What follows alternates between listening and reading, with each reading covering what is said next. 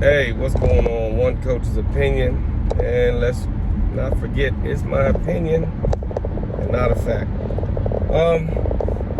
Let's talk about Canelo and Charlo.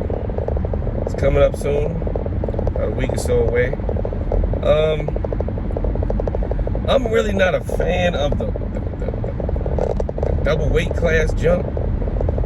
You know, like weight classes don't matter. When you start jumping two weights, I mean, to me, you're pretty much saying, man, weight classes don't matter.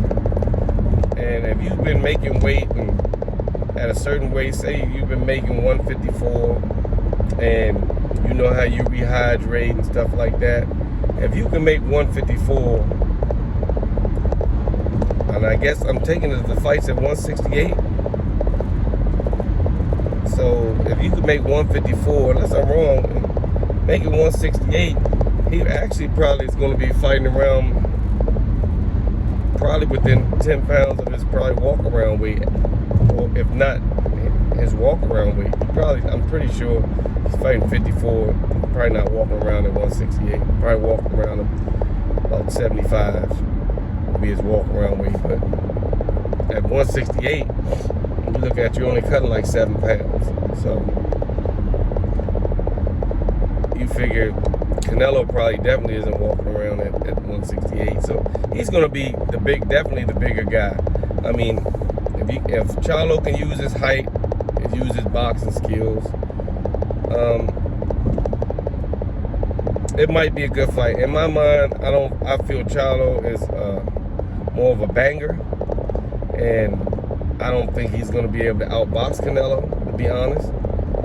Because, I mean, even like with Tim Tszyu, I mean, not Tim Tszyu, even with the last guy that he faced, I would say Tim Tszyu, the one he had to draw with, he had to go at Castano. He had to go ahead and put balls on him and try to knock him out. The boxing really wasn't working. So if you can't really outbox that guy, I don't think you're going to outbox Canelo. Therefore, you're going to have to trade with Canelo, and I feel that's going to give Canelo the advantage with size, weight, shorter arms on the inside. You know what I'm saying? And, you know, that's really how I feel it'll go. Now, Charlo could make this the fight of his career, outbox Canelo, and shock the world. The thing here is Charlo has everything to gain, small Charlo, and really nothing to lose. Not to mention most of his belts at 54 will still be intact, waiting on him when he gets back. I think maybe he's losing one. So really he has everything to gain from this, and really kind of nothing to lose. Nothing to lose. Money, financially, all around the board, he'll be gaining from this victory. And he can gain, I mean, imagine if he beats Canelo. I mean, he might very well become the face of boxing if he beats Canelo Alvarez. Especially with the way he talks, you know what I'm saying, his attitude and everything. He very well could become the face of boxing.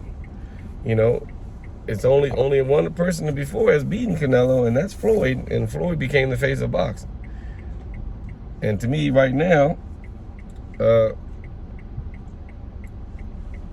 Canelo, not to be funny, if Canelo spoke better English and sold more hate tickets, he would probably be the face of boxing itself.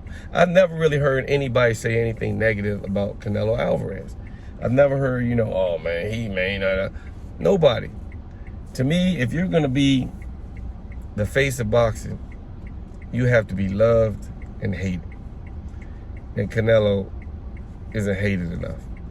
Like Charlo, he beats Canelo. He's hated enough. He's loved enough for the love people to start arguing with the hate people. And that makes people buy tickets. Right there. Nobody, when you speak about Canelo, nobody has nothing negative really to say. The only thing, the negative person maybe is, the most negative I've heard is, oh, I think Triple G really beat him. That's some, nobody says anything else. Even on his fights, they might say they're boring, like the last fight, that was kind of boring, but nobody really says nothing negative about him. And if you don't have people negatively talking to you, it kind of stops the positive people from talking. They don't have nobody to argue with. Nobody goes in the room and says, hey man, what do you think about Canelo Alvarez? Really, even in boxing forums, you can't really bring him up because it's really not too many flaws with him. There's nothing negative really to say about him. He's not out here just talking trash. And when he speaks, people kind of listen. When Canelo said Ryan Garcia really doesn't take this serious, and it's coming from him, you best believe I took that as, I stamped that. He stamped that to me. You don't have guys, he's not one of those guys to be like, yeah, I don't really like his style. But if he's just like, he doesn't train hard, he's not dedicated, he's still young. Those are the factors that made me say, this kid really has nothing, no chance with Tank. Much less the fact I really never thought he had much defense anyway. And you're going up against a power puncher like Tank. You're not going to be able to do that. But back to Canelo, like I said, if Charlo was a smartly outbox him, pick his shots, you know what I'm saying, he would have a chance. I think it's probably really going to look a little bit more like maybe Danny Jacobs and Canelo.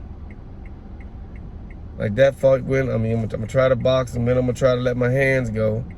And that's kind of the fight Canelo kind of wants you to fight. The boxing fight is kind of like, let me wear you down. I mean, you look at Caleb. Caleb lasted a while boxing. He was landing some shots, but they weren't telling enough shots to make Canelo change his game plan. Canelo just had that, okay, it's just a matter of time. And that could be how this fight goes. It's either going to be the most amazing performance you've ever seen from Charlo, or it's going to be one of the worst performances you've ever seen from Charlo and one of the better performances from Canelo. Right now, I think Canelo needs somebody. He needs a name that he can beat. And truth of the matter is, he really couldn't get the brother, so he went with the smaller brother. And most likely, when he wins this fight, if he wins the fight, I'm going with Canelo. I would love to see Charlo put in a dominant performance, but if you ask me who I think will win, I'm going with Canelo. And the thing is, Canelo's not even going to gain that because everybody's going to say he was too small. Why he didn't fight the bigger brother? And nobody knows exactly what's going on with the bigger brother. But that's really what's going to happen. Everybody's going to say, why he didn't fight the bigger brother? He could have fought him. He chose the little brother. That might actually get him some negative play because he has been getting a little bit of hate. Once he said, I'm not going to fight Benavidez, I'm not going to fight Mexicans and stuff like that. That gave him a little bit of hate because, it's kind of like saying, on one side, I'm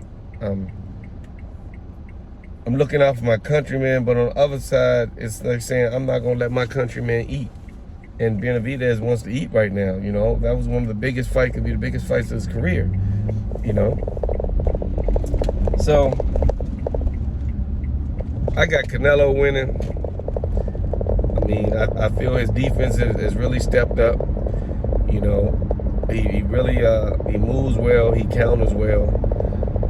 I think Charlo's going to try to box him at first. And I think once he starts losing a few rounds, he's not, like I said, he's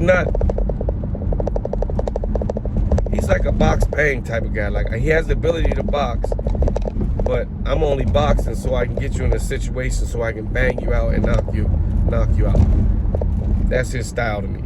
He's not really the type of guy, the type of fighter that boxes the whole way around. And then when he's gonna try to do it, like with Tony Harris and stuff, it really didn't work out for him. He has to ultimately box enough to set up his bombs. That's the type of fighter he is.